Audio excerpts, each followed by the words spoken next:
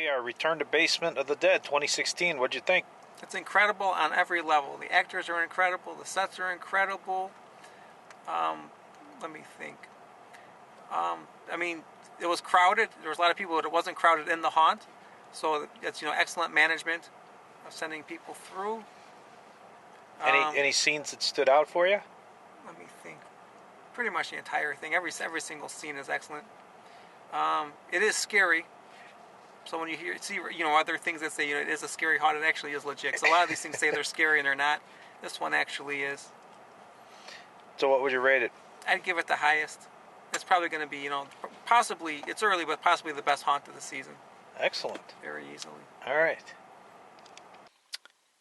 Okay, Basement of the Dead 2016. What did you think?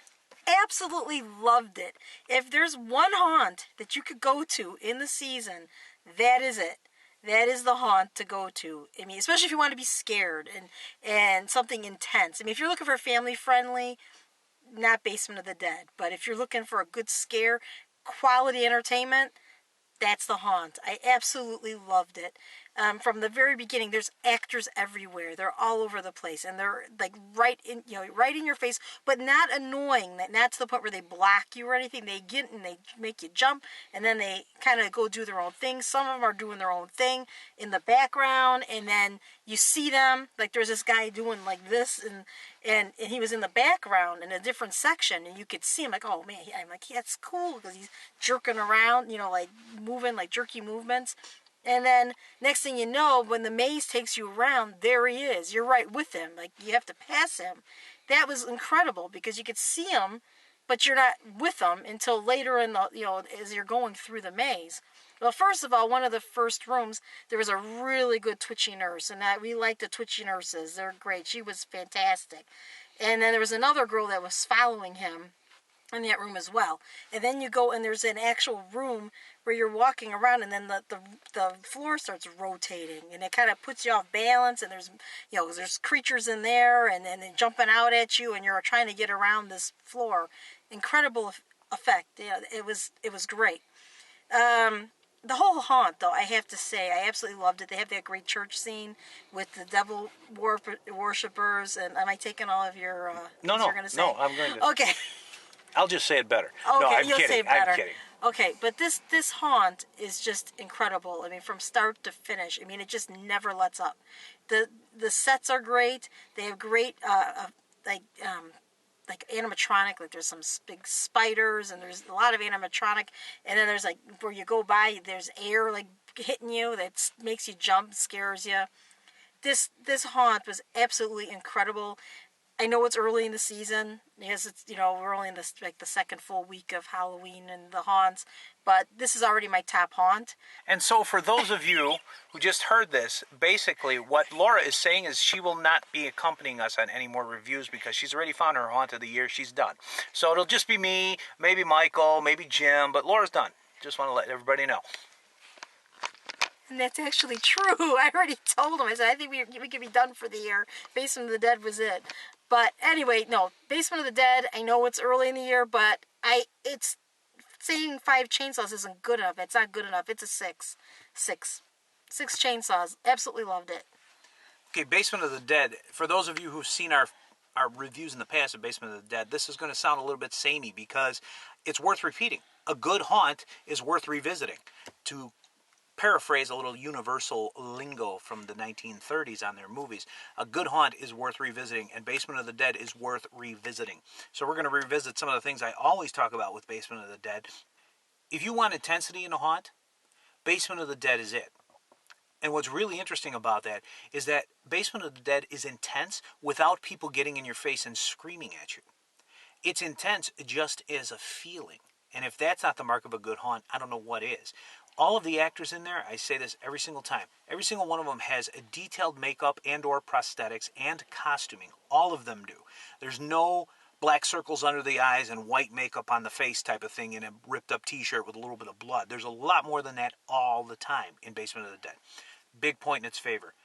It's a haunt that's shorter than most of the other big name haunts that we go to. It's about 14 or 15 minutes for the main part of the haunt, but it always, always, always feels longer. And I can hardly ever say that in many haunts that we go to. So another point in its favor.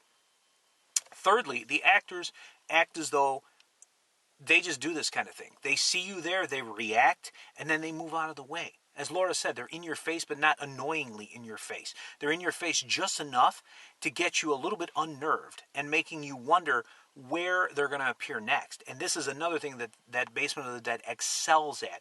And they excel at being able to move people around so that you see an actor once and you may see that same actor 3 or 4 times in different positions because of the way the maze turns. As Laura mentioned, there was a guy in a straitjacket. We watch him behind a mesh wire. He's in the background, okay, and he's doing his crazy thing.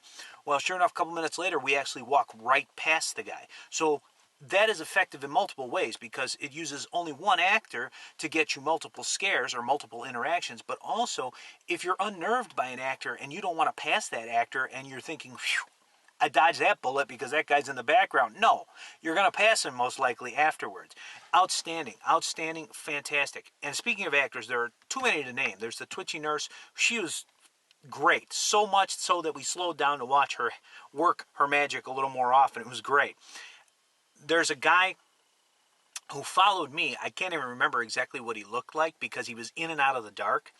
This guy, he was following from room to room, which is another thing some of the actors do. They just follow you. This guy disappeared into the darkness, and when I turned around, I had this eerie feeling like someone was looking over my shoulder, and sure enough, I look, and he's right here, okay? And I had that prickly feeling up the back of my neck, which I rarely get in haunts, but I'm saying this is the kind of haunt that it is. It's just great. Superlatives all around for this haunt. Some of my favorite areas in there were the church room. The church room is always one of my favorite. It's a crypt, and there are church pews in there. There's a guy in an animal head, like a ram's head, a skeletal head with horns, and he's got a robe on, and he's got this staff, and he's preaching up at the top.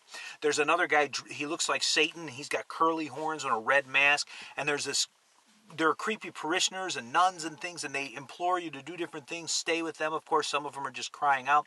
And the satanic guy, of course, he gets a little bit in your face. But the demonic guy, he's up on this platform, right? You go past the church and you think, oh, he's way up there. No, I don't have to worry about him. He's way up there in the background. No, because you walk out and you go up a ramp and you turn to the left, and all of a sudden, there he is. He's right there in front of you. And then he keeps following you. And this guy followed us through the entire rest of the maze, all the way till the exit door. It was fantastic. Every time I looked around, I saw this creepy skeletal animal head in the darkness. And speaking of darkness, there is a portion of Basement of the Dead that's a blackout. And you know, long-term horror tourist fans know we don't like blackouts. But if I have to go to a blackout, and I've said this before, you go to Basement of the Dead because they do it the right way.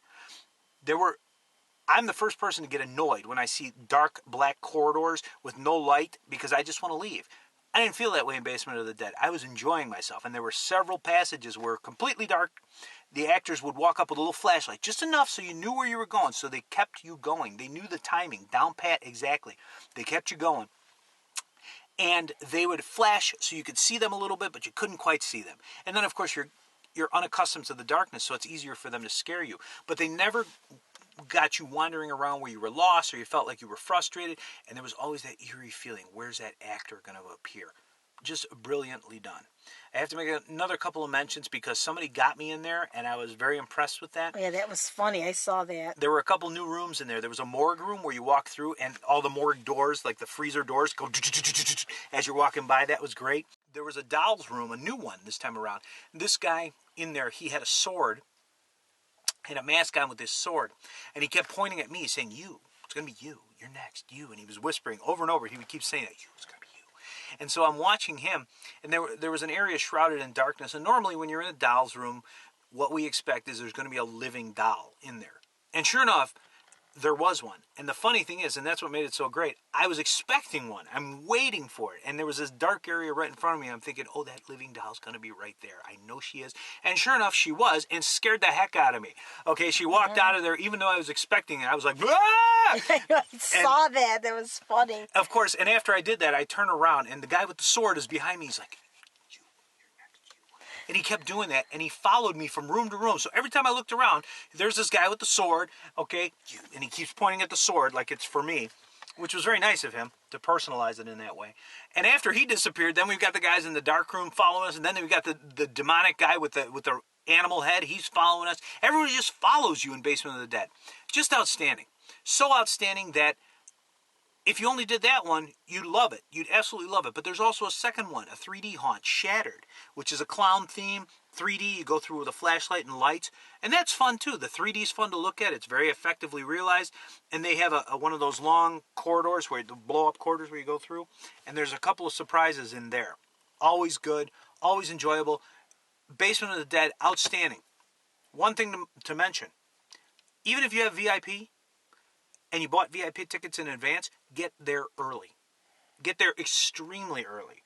Because we left Basement of the Dead probably around 7:40-ish, and they open at 7. And the VIP line was already all the way back to the street. The VIP line. So, unless that's the only haunt you want to do that night, get there early, even if you have VIP. That's my recommendation. An outstanding Hall of Fame haunt for this year. Absolutely 100%. It is worth VIP. It's worth this one is definitely worth the value. Definitely. For the price, yeah. No question, worth the VIP. If you only go to one haunt, you would not do badly by making it Basement of the Dead.